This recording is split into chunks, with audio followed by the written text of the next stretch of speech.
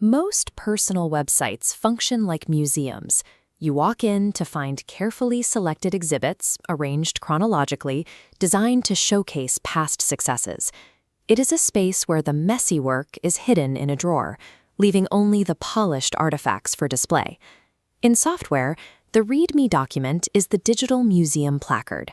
It presents a pristine surface that only tells you how things are supposed to work under ideal conditions. This curation hides the reality of the craft. It conceals the broken logic, the failed experiments, and the long hours of troubleshooting that are deliberately kept out of public view. By presenting only the successful, market-ready work, we reduce the act of building to a performance. The authentic essence of the craft is lost in the pursuit of a flawless presentation. Modern creators face constant pressure to build for market approval. When every project must be a product, curiosity is often sacrificed for the sake of a viable launch.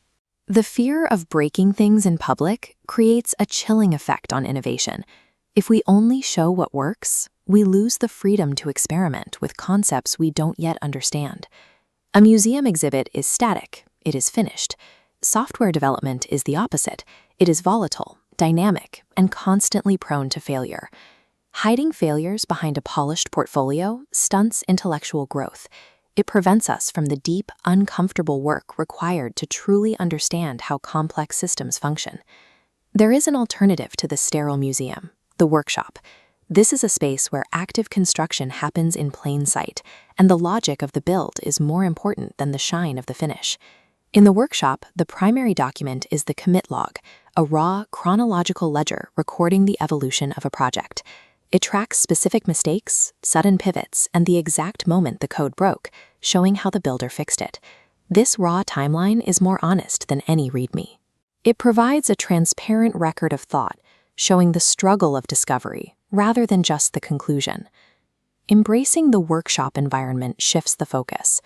The creator stops optimizing for the final presentation and returns to the rigorous act of building itself. When the focus is on the process recorded in the log, the specific professional discipline or the market value of the project becomes a secondary concern. 1 week, AI safety research. The next, audio archaeology tools, or even a Squishmallow tracker.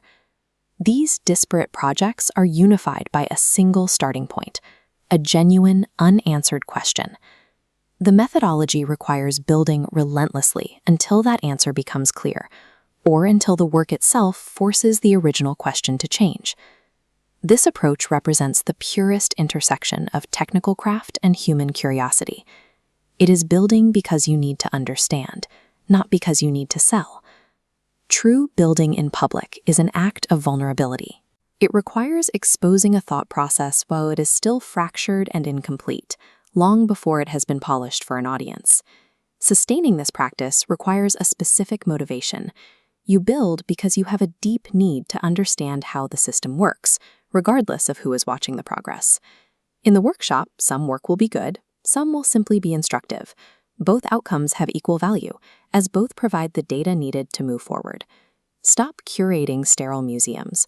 Leave the door to the workshop open and let the world see the messy, honest reality of the build. Sharing the honest commit log of your process is the ultimate expression of respect for the craft itself.